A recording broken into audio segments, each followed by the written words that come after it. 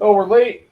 We are not late. We are just on time. It starts when we start. Oh, okay. What's up, everybody, and welcome to the Butthole. Thank you for joining us today. We are going to be talking about cuffing season, to cuff or not to cuff, and a little fantasy 101. We're going to get into the top injuries of the week, some studs and duds, and then talk a little bit about next week. How's that sound? Good to me. Yeah.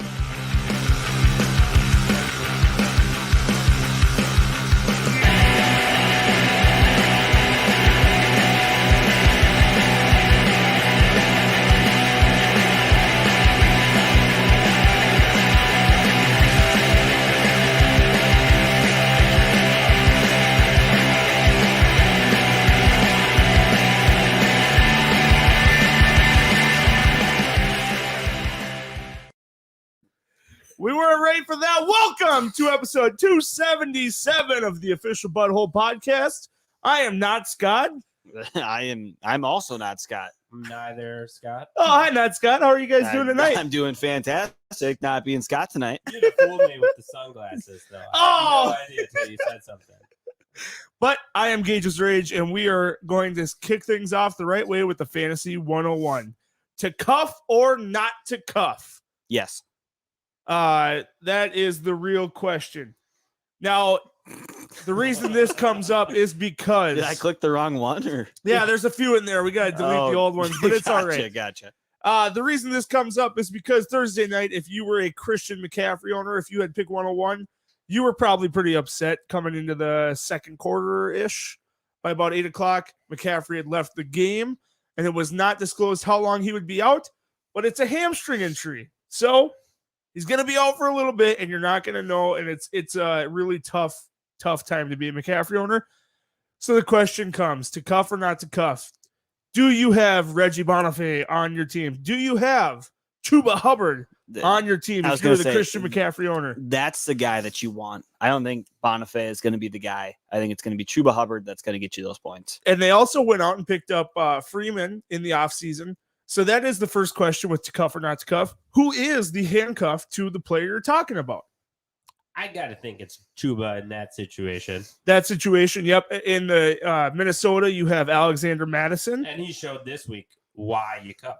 Yes. That's the perfect situation. He was a game time out decision. Madison gets the start. He goes into the lineup and he produces. Yes. You have Tony Pollard in Dallas behind Ezekiel Elliott. Right now, with their running situation, it seems like Tony Pollard is a starter. So it's tough to tell who the right guy is at any given week. And with that offensive line, it's pretty miserable. Tony Pollard's probably going to get more points this week, and I think for the foreseeable future until they get healthy. Their RB2 is definitely performing as their RB1. I think Zeke will get slightly over 6 points, maybe 7 points. But to cuff or not to cuff, this is the decision you have to make. There's a lot of running backs where it doesn't make much sense. They're running back by committees.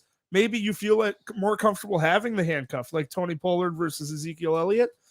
But there are teams where they have the bell cow back. And then there's a few situations where there's baby bells. But I think Derrick Henry, Christian McCaffrey, Dalvin Cook, and Alvin Kamara are 4 running backs you absolutely should have your handcuffs for. I couldn't tell you who the handcuff for 2 of them are. Which 2? Derrick Henry and Alvin Kamara. Kamara is probably going to be Tony Jones. I think he's their second guy. I would agree. It's not set in stone like Alexander Madison is it? Not necessarily, but I think if he were to go down, Tony Jones would step up for about 75% of the work, and 25 would go out to an unknown guy. You know, someone that's on the practice squad. Ty Johnson, I think, is the other guy on that roster. Okay, I thought he was in New York Jets. No, who's the he was a former Packers wide receiver converted. Montgomery. Ty Montgomery. That's who it is. And then I know there's Darrington Evans, but he's on the IR. So Jermichael McNichols. McNichols, I think, is Jeremy McNichols. There we go. The guy. And I think he ended up getting in the end zone maybe last week on a fluke touchdown type deal. Yes. So he would have netted you about 8 points, but if Henry goes down, he's going to be the guy that's going to step in at the moment. Steps into a lot of work. So I'm one of those owners that unfortunately does not have Chuba Hubbard and watched McCaffrey go down on Thursday night. And I definitely got a few more extra beers at the Twins game after that happened. You almost have to. Yeah, I mean, that was a brutal break. Now, I played him in yearly. Oh, so And you're loving I life. I don't wish an injury upon a player, especially a player of his caliber. I mean, the league is better with a McCaffrey playing and in it. Always. However, when I was playing him putting up 5 points is not a bad thing for my team. Yes, it helps your matchups quite a bit. And yeah, that hurts. So to cuff or not to cuff, that is your fantasy 101 for this week. If you have one of those stud bell cow guys, I absolutely think it's worth it. Otherwise, I don't necessarily think it is always the best situation. How late do you cuff them? You spend a decently high pick, like Tony Pollard was going relatively high for a backup running back. Yeah, like the 10th round. I mean, he was going earlier than some guys. Yeah. The draft is where you'll make the best value getting him in the draft. So if you can get him on the cheap, if you do have solid depth already built in, and then you're building, not necessarily like a flex spot you still need to fill, but it is a guy that you can grab late in the round. It's worth it. The situation happens like McCaffrey going down in week 3, the value only goes up after that. So if you are, you're just risking it. You're gambling at that point. And fantasy football is, you can be as skilled as you want to think you are, but at the end of the day, it does come down to luck with some aspect of the game. So where do you value or consider cuffing when it comes to teams like, let's say, Arizona, who has both Chase Edmonds and James Conner, who are more splitting carries than they are a workhorse back? Yes. Like you said, there's no workhorse back. There's no bell cow. I'm not considering that handcuff. Okay, so there's really only a handful of guys in the league that you'd be willing to spend up on their backup to have on your team. Yes. Yep. And I guess, like I said, there's the main bell cows, those 4 guys, and I think you could include a few baby cows. We'll call them. Aaron Jones comes to mind. Lamar Jackson. Yep, Lamar. Can't forget. Except Tyson Williams wasn't a great handcuff for him this week. Oh. Nope. But I would say Austin Eckler gets a large portion of the LA Chargers running back backfield. He'd be one to consider. Another guy, Saquon Barkley. You're looking for the running back that gets a majority of the workload, that if he was to go down would transition into that backup guy. So a guy like DeAndre Swift, where Swift is going to get probably a great workload, but Jamal Williams is also in there in quite a few drives. That's not a handcuff to you? Swift he's borderline. He's so young and they're still developing that offense, I think, around Swift. It's a developing situation week to week. I think in the first 3 weeks with both those guys, we've seen that Jamal has been really included into the 2-minute hurry up style offense, where DeAndre Swift hasn't really been a part of that. And then this week in a much closer game, you saw DeAndre Swift got the bulk of the workload. So I do think Jamal would be a handcuff to DeAndre Swift, but Jamal wouldn't be necessarily a bulletproof handcuff. What about or a handcuff I'd necessarily need? Kareem Hunt to Nick Chubb? Oh, that Are you holding both of them? Are you starting both of them? Shoot, and that's a spot where if you have both of them, you almost do start them week to week, because there is going to be weeks where Hunt is going to outperform Chubb. It's just going to happen. They both have complements in their play styles, where Hunt is going to be involved in the passing game. Chubb is going to be involved with a lead and a lot more carries, short yardage work, goal line work. And then you throw in a little mix with this 6th round rookie pick, Felton. Cedric Felton comes out of nowhere and scores a long passing touchdown that Hunt normally gets in week 2. And then last week was on the field a surprising amount, didn't get as many touches, but when you see him up in a game by a bunch, they don't want to risk Hunt or Chubb getting hurt, so they throw the rookie out there. Going into this Sunday, they got the Minnesota Vikings, who have not been the best against downhill runners. Who do you think is going to be the running back who comes out on top in that matchup between Chubb and Kareem Hunt? Personally, I think we, as the Minnesota Vikings, don't match up as well against the Chubb running back play style, the bigger, more physical bruiser back that likes to run downhill. So I think personally we match up better against Hunt. Therefore, Chubb has a better game. Now, I've seen this online a little bit. Who do you think is the better running back to have on your team? Kareem Hunt or Nick Chubb? Because Chubb was drafted in the first round. That's where you were getting him. That was the value you were getting him at. Absolutely. And Hunt, you're probably getting maybe third, fourth, maybe fifth. I don't even know what his ADP was. I think Hunt was off the board at about RB12 or 20. I think he was like a borderline RB2, almost RB3. Because I suppose Clyde was going about 15 to 18. Yeah, he was RB14 is Okay. what Clyde Edwards-Helaire was. And I believe he was ADP was somewhere in the late 20s. Second. Yeah. Like 28 maybe. So I think you're spending early to late third round pick on Kareem Hunt. And for my team, I'm going to build around Hunt a lot better than I'd build around Chubb. And in most of my leagues, I think every one of them, they're at least a half PPR in one league. And then majority of my leagues are full point PPR. So I would personally build my team around a Hunt that has a much higher floor. I think I've said that a bunch in the fantasy episodes. I love guys with high floors. So you're going to get a minimum pointage out of these guys. What was his ADP? PPR, it's 57. It's 57. So that's going to come in end the of the fifth fourth. round. Yeah, fourth. Standard's 49. Or into the fifth, yeah. I mean, that's okay. And then you get 4 solid players ahead of them. Hopefully 2 stud running backs and then 2 really good receivers. And then you're flexing a Kareem Hunt. That's where I'd personally build my team. I think in a PPR league, Hunt poses a lot of value, especially for a Browns team that is very good, but they don't seem to be in a lot of blowout games where they're just going to run downhill with Chubb. For sure. So I think Hunt gets a lot of that work. And if you're in a full point league, I mean, he was what, top 5 RB this last week? Or he had a really good week. I don't think he quite cracked the top 5. We had a bunch of running backs that absolutely blew up. So I don't think he had a 20-point game, but he was did over have 20 points. Oh, was he? Yeah. Oh, you know what? I'm dead wrong. He did crack the top. I think he had like 24 points. 27.5 right there. Yeah, he was second overall behind Najee. So yeah, number 2 RB on the week, where I think in a lot of weeks they're gonna have to pass. I think even against the Vikings, they're gonna have to try and utilize him and pass. And Chubb can definitely get downhill and run, but if we have a good job, with our defensive line, which is a good defensive line, it hasn't shown it the first 2 weeks, but we have a lot of big guys on that team that can stop downhill runners. They haven't done a great job, but yeah, last week Hunt with those 6 catches for 74 yards.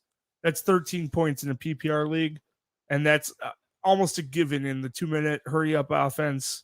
They moved down the field from their own 20-yard line to the opponent's 20-yard line. For football, it only adds up to 3 points at the end of it, but with a fantasy outlook on things, that's a ton of fantasy points. Well, great fantasy 101. Yeah, I wish I would taken some season. advice last week. Yeah. Don't get high on your own supply, right? That's what Star Lamar says. Great point. All right. Should we move into Infinity Stones players of the week? Yeah, let's roll with it. All right. Who do you want to kick off with? Running back, quarterback?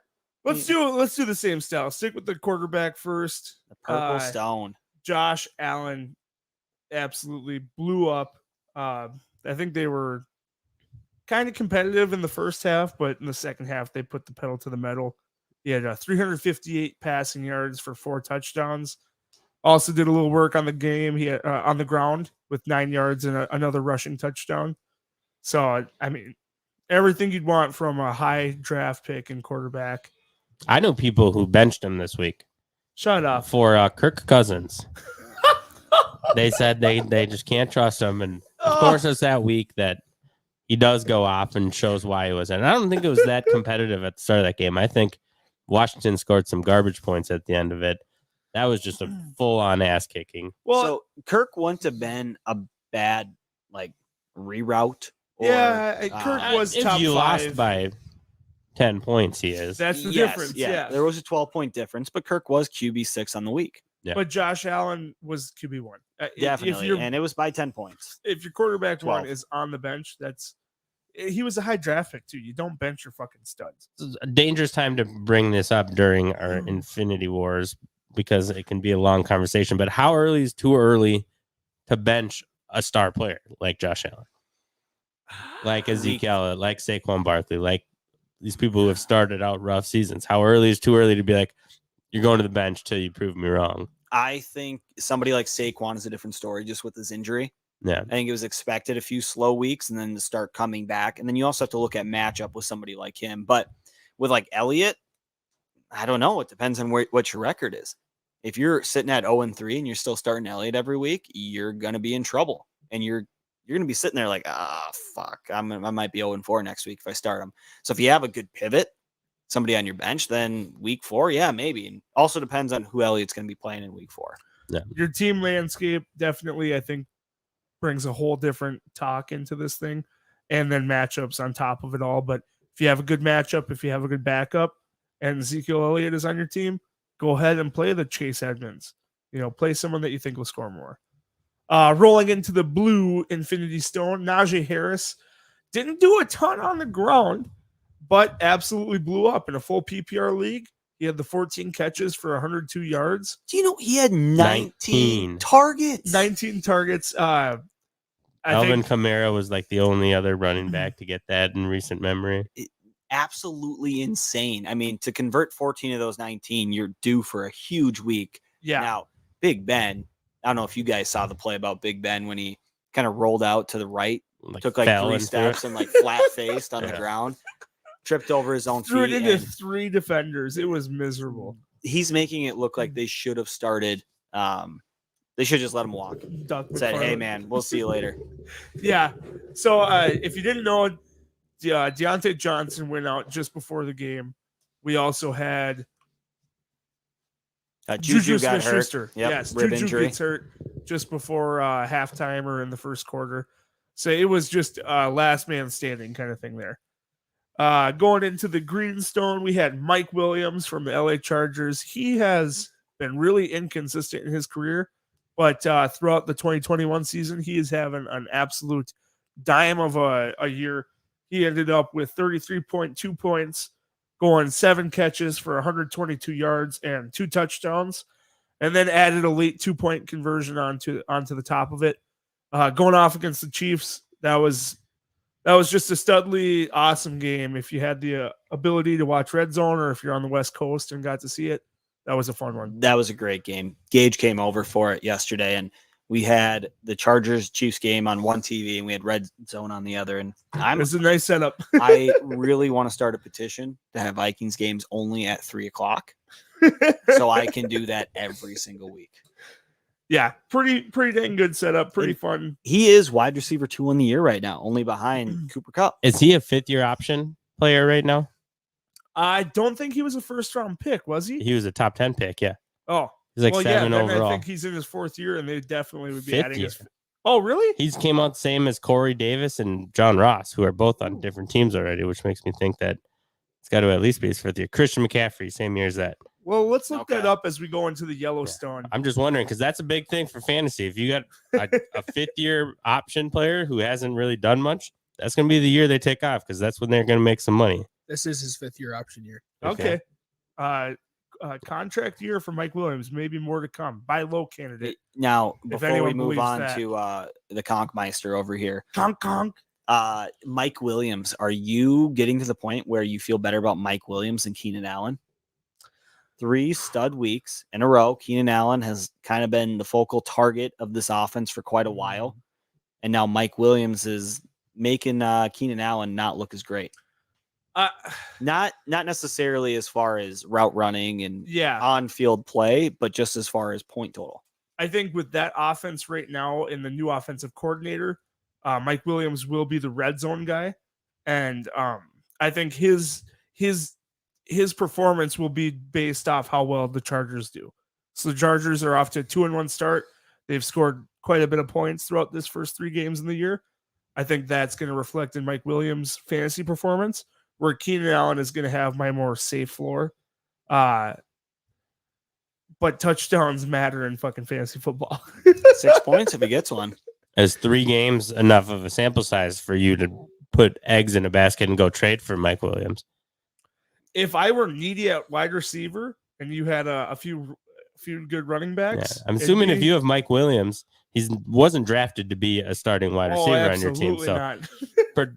possibly someone that is expendable on the team if they're not in love with them. Yeah. Just wondering if 3 weeks is enough for you to pay as high of a price that they'd be asking at this point in time for Mike Williams as the number 2 wide receiver in fantasy football.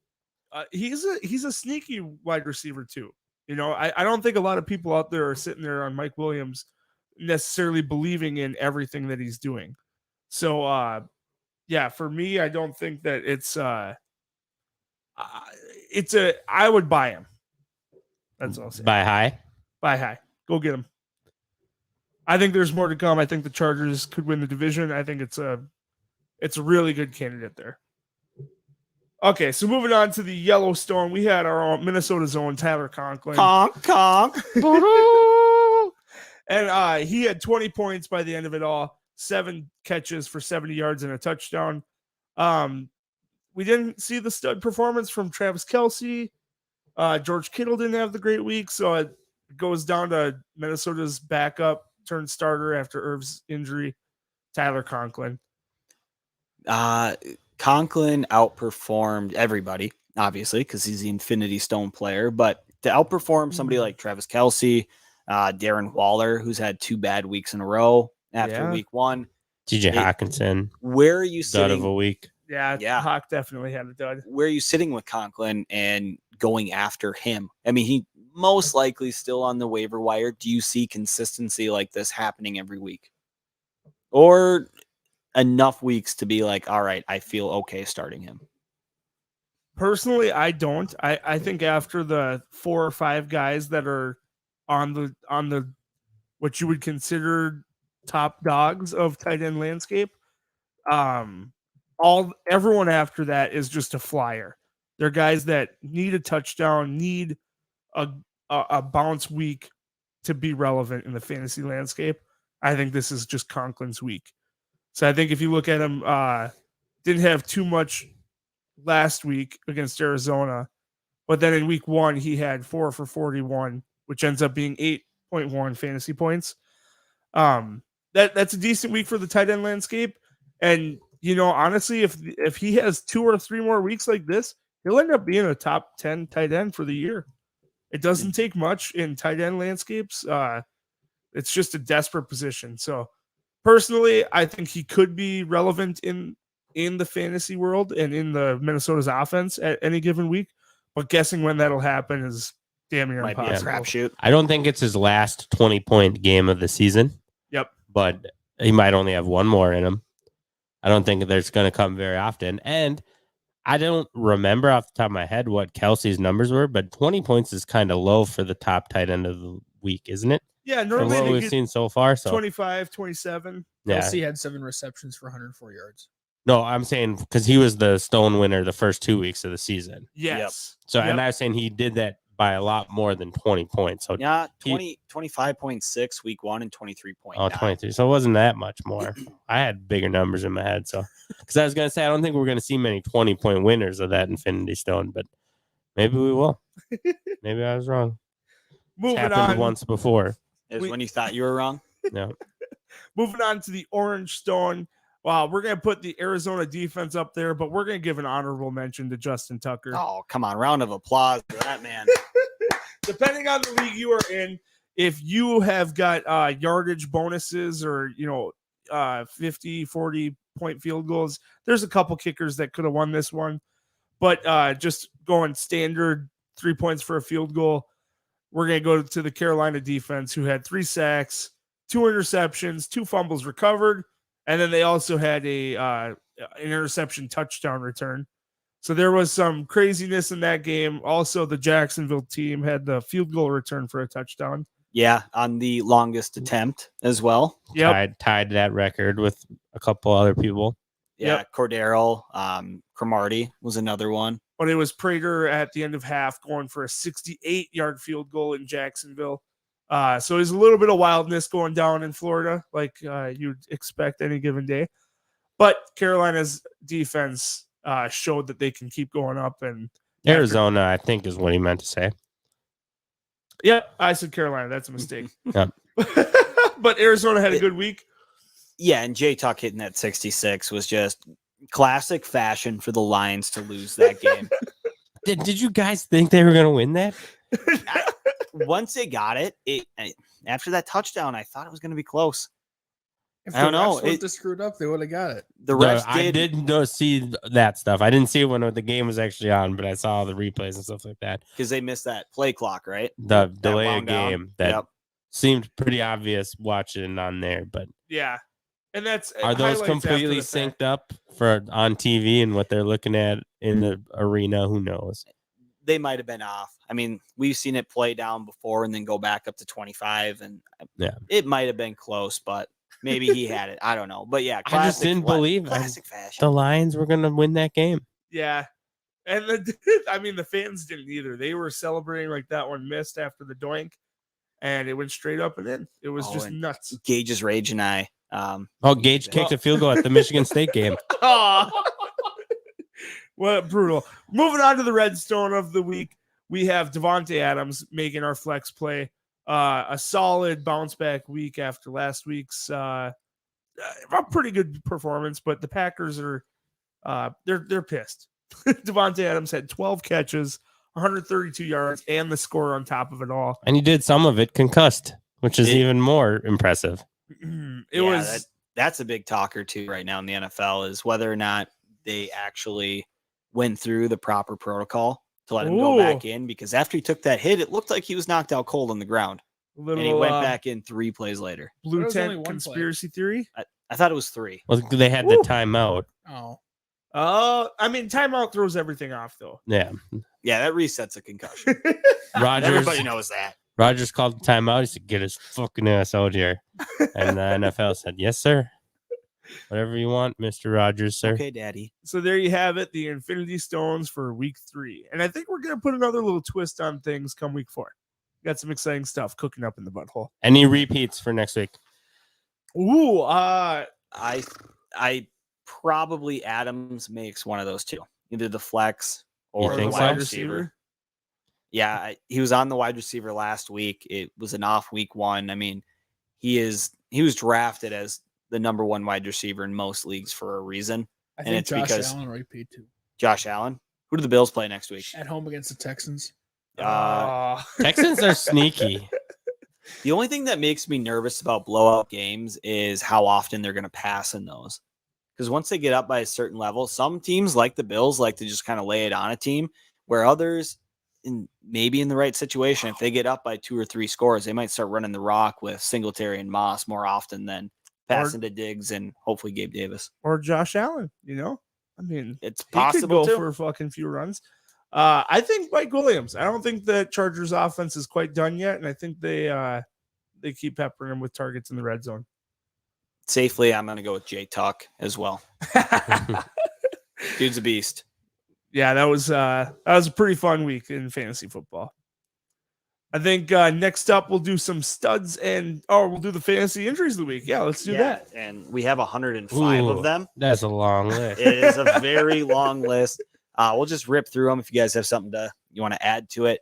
Christian McCaffrey, hamstring injury, likely grade 1, grade 2, hamstring strain. So expected to be out 3 to 4 weeks. They did avoid putting him on the IR. And Coach Ja Rule did come out and say that this is not the Christian McCaffrey Panthers. This is the Carolina Panthers, and there's more to the team than just him. That's fair. I think avoiding the IR means they're hopeful he could come back in 2 weeks. And the Thursday night injury gives him 10 days before the next game. I think they're hopeful by week 5 he's ready to play. Against Minnesota? Week 6 is us. Yeah, we played Detroit week 5.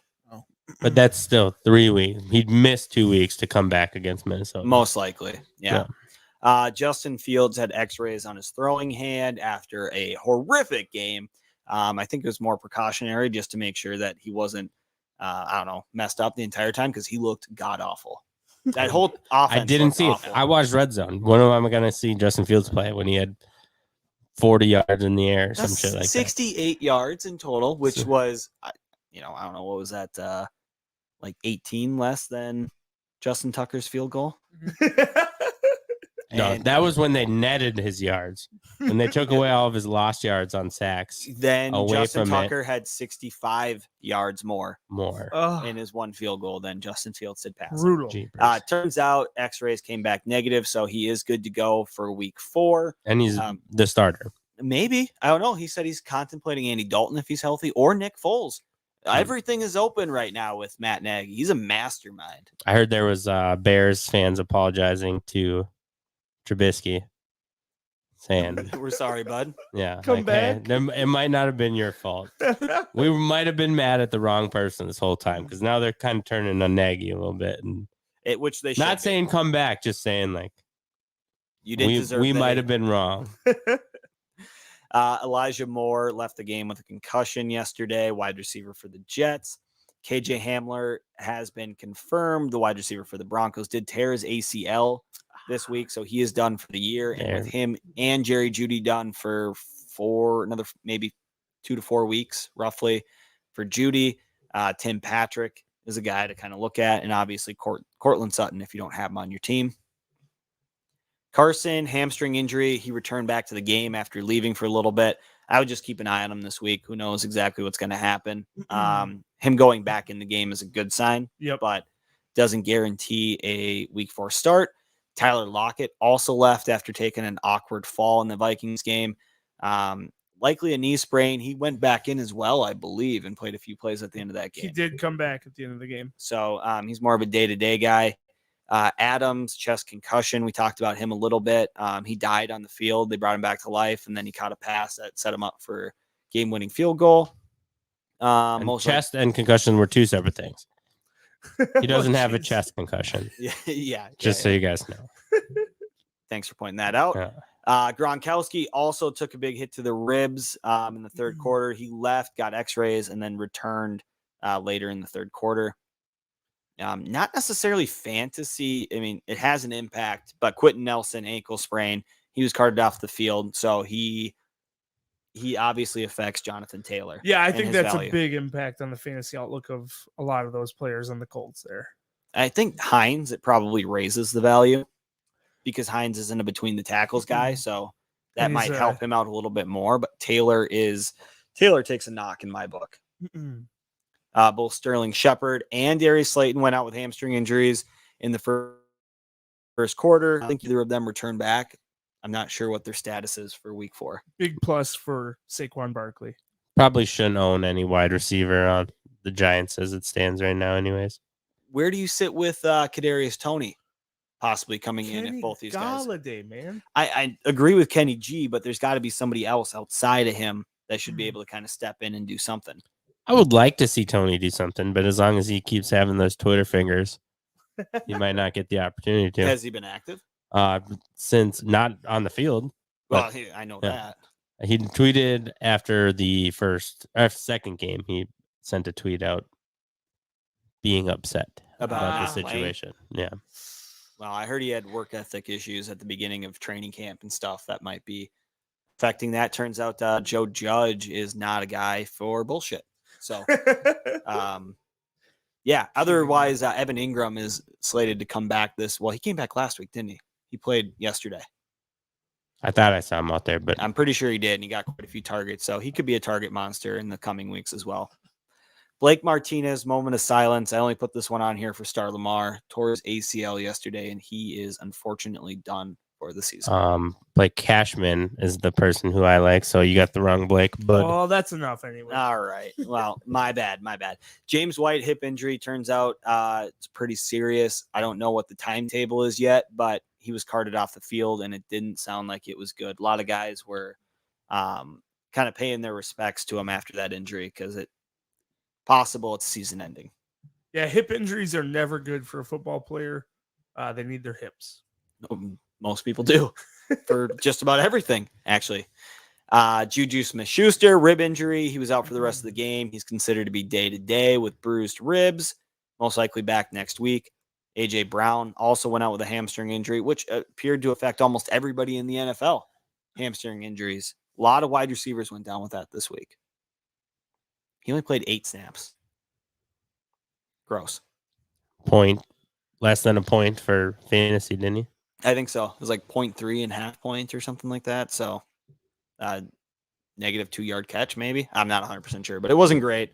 And that wraps up our long-winded injuries of the week. There might be more. I'm sure there Just are. go on to your interwebs and look them up, though, because we're done talking about them. Sad stuff. Yes, it was a rough year, a rough week for the injuries. Tough to see. You hate to see it when it's a lot of those big names, too. Quite a few early round picks. Christian McCaffrey, obviously, we let off the show with. Just sucks. It's brutal. Especially when you make a big trade for him in the offseason and have championship aspirations. But that sounds like a personal problem. But that's delusions of grandeur, not actual championship. Fact. Whatever. Hey, through 2 weeks, I was the point leader and undefeated, so I was number 1 in the league. So fuck off, Go Star. from 3-0 to 3-2 real quick. We'll go into our studs and duds of the week. Starting off with our quarterbacks, there was a really good matchup at the 4:00 hour with the Rams and the Buccaneers. Both those guys make the list with Matt Stafford getting 4 touchdowns, 340 yards. And then Tom Brady surprisingly getting 1 in on the ground, and then sneaky 14 rushing yards. He almost cracked 29 points for the week. Definitely did not see that coming out of TB12. So does he have both the second most receiving yards and the most rushing yards for a player over 40? I couldn't Receiving tell you. yards? Well, he definitely doesn't have receiving. Yeah, he does. Second most? Second most, Yeah. not first most. Yeah, second most for that, but first most for rushing yards. Has there been a running back that's played in their 40s? Does it have to be running back? Could have been A kicker? Jerry Rice. How many rush yards did Jerry Rice have? Yeah, In his 40s? I don't know. Jerry Rice Fuck. had Jerry Rice what? played late. He had a lot of receiving yards in his 40. He's played to like 44. No wonder he's got all the records. In the noon game, though, we had Justin Herbert absolutely lit up the Chiefs. He had 4 touchdowns, 281 yards, and the 2-point conversion. Also got a handful of rushing yards to end with 30.8 points. And then we also had Sam Darnold in the Thursday night game, right? Yeah. Yeah. Yep. I was a little intoxicated, but he had 2 rushing touchdowns after or during McCaffrey's ordeal. That was kind of upsetting. You wish McCaffrey could have got one of those before he got hurt, but I don't. Darnold took them all away. Moving on to the running back studs of the week. Doug Flutie. Does he really? Ooh. Yeah. What's Flutie got? I don't know if this was updated from the last week or not, but it has Doug Flutie at number 1 with 206 and Tom Brady with 95. Oh, so either way, it doesn't matter. Yeah, they're way over Brady's 12 yards or whatever. Yeah. Okay, so he's number 2 at both receiving and rushing yards after the age of 40. Well, there we go. He's about to be number 1 at passing yards career coming up this upcoming week. He's gonna beat How short Drew is he? Brees. 68 yards Oh, so Nice. close. 69 Nice. to beat it. I like it. in Foxborough. For It's the an running expensive back, ticket right now. I believe it, especially now it's it's probably record number breaker. 1. Yeah. And if he ends up beating New England, he's one of only like 4 quarterbacks that have beat every team in the NFL. Nice. Do we know Rodgers who the rest of couldn't the do it. players are? Peyton Manning did it. Drew Favre. Brees did it. And Favre did it. Oh, really recent players, huh? Yep. Nice. Okay. For our running back studs of the week, Montana might have done it too, but I'm not sure. How has Fitzmagic not done it? he's not a quarterback. You Man. got to win all the games. Oh yeah, Fitzy definitely did not win most of those games. He's played every team. We got a lot of our familiar names. James Robinson comes up here with 88 yards and a touchdown. Good to see him back. Surprisingly, got the 6 catches for 46 yards. But Peyton Barber, I think, is the most surprising name on this list. Ends with over 100 yards and a touchdown, and then also a few catches for 31 yards, ending with 23.2 points. Is Peyton Barber worth picking up?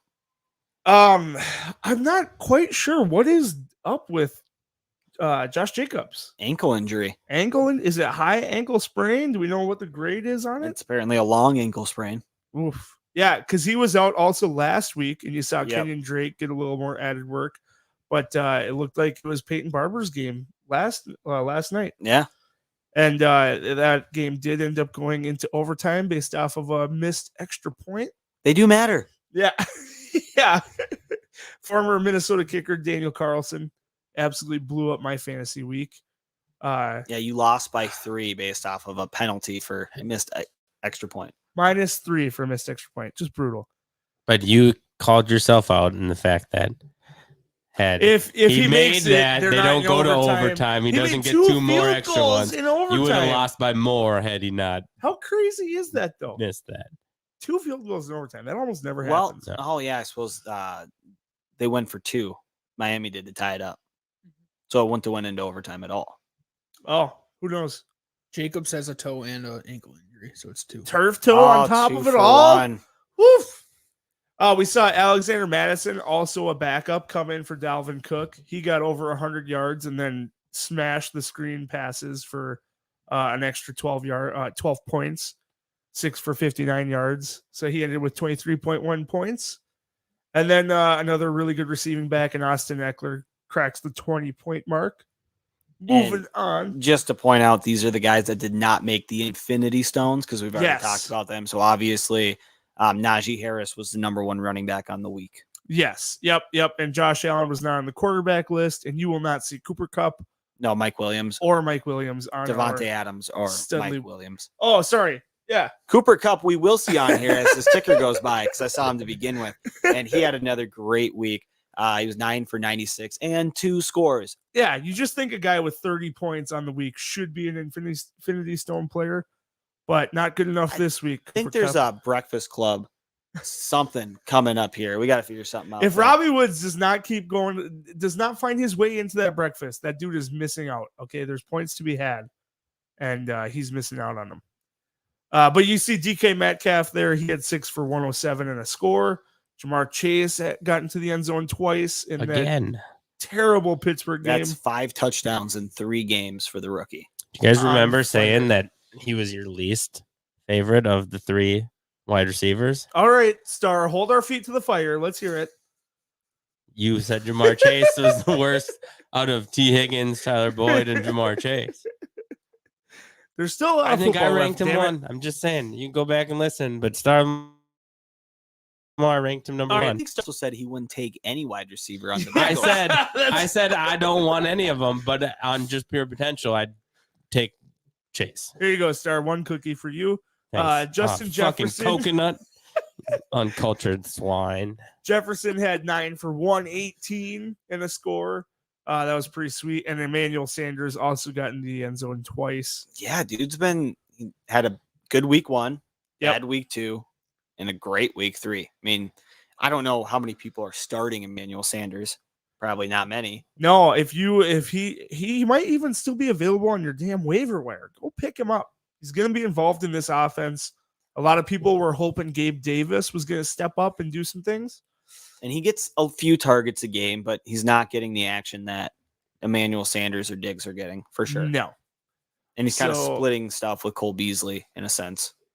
On the dud side of things, Big Ben at the quarterback position, Wah, wah, wah. I think they might just do a healthy scratch with him next week if that whatever injury they tried to say he had at the end of it all. I think I heard it last week. The classic thing was every time Big Ben plays bad, they come out with a new injury that he's battling through right after that.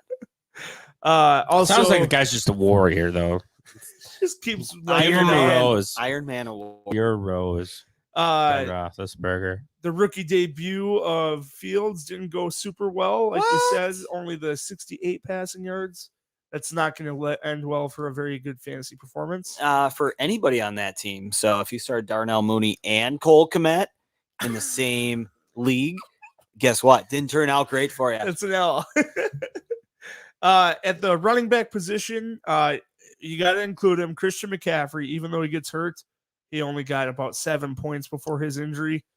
If it would have continued, it probably would have been that 24-point week. But unfortunately, he was not able to keep holding up. Who else did pretty freaking bad? For running backs? I Yeah. wasn't listening to who you said. Lenny Fournette didn't have a good game. Oh Did yeah. you say Chubb? Did you say Taylor? Any Nope. Tampa Bay rushing running back? Yeah. Well, Oh, Gio yeah. Bernard got in the end zone, but he got injured. I don't think he made our list of injured players. All the Houston running backs, I think they averaged 1.5 points across the group. At wide receiver, though, AJ Brown also left the game pretty early. He left you with less than half a point. D Hop had a hard outing. Yeah, and he didn't carry an injury designation. There's nothing coming out of the game about him. Just an off 3 game. points. Yeah. Are we talking D-Hop? Sounds like it's Yeah, good but- enough to get you chopped. Hopkins, he had an injury designation up until the game time, though. He was a game day decision. Okay. So You leave him off of the duds list No, because of I the wouldn't. No, it's the designation, but duds. you put He- McCaffrey on there. I came in He late. hits the dud. He was absolutely a dud. Did we say Um, Robbie Anderson? Wow. Got us chopped in the guillotine league this week. You so- can't Every even player blame it. here You can't did. blame it on Robbie Anderson. I wish you could, because I was going to come in on fire if Robbie Anderson was the reason Marvin Jones went off. You Me didn't- and Gage could just be saying "fuck you, fuck you, Fuck you. but no, the team sucked as a whole, and I have to shut my mouth. It's really because we didn't spend enough money on our freaking running backs, man. Starting David Johnson in week 3 is just unacceptable. It's one of those things where if this week turns out, we would have spent big money on a running back or another player. Yeah, But- you keep saying that. Oh, we'll spend money. We got how much money going into the fucking graveyard, Brandon? Probably 1,000. Yeah, it's no, miserable. 89.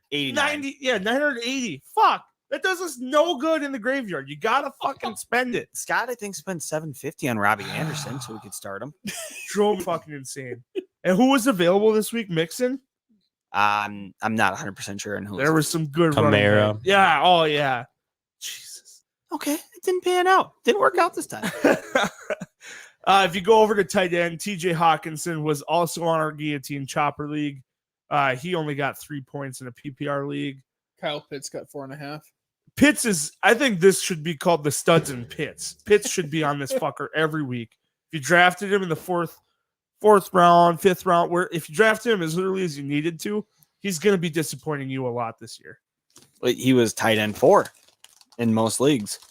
He went right after Kittle, Waller, and ADP. Kelsey. On ADP, yes. Well, yeah, I'm just saying tight end 4, drafting him there when you had like Logan Thomas or Mark Andrews, a more proven guy still available, and you're going after Kyle Pitts, which the talent is there in a dynasty league in the next year or two, probably going to be really good, but this Atlanta team is not looking that great to begin with. Not this year. They barely pulled off that W against New York. They need Neither a team rebuild. wanted to win. They need a full rebuild of their entire team. New But quarterback. Do you feel comfortable going into this draft and drafting one of those two, like Rattler or is it Sam Howell? I don't start my rebuild with a quarterback at all. I'd build the team and then go get yourself a quarterback. I suppose. And you're That's not how spending big winners money. do it. Yeah. Yeah, build a great defense, solid offensive line, get a running back.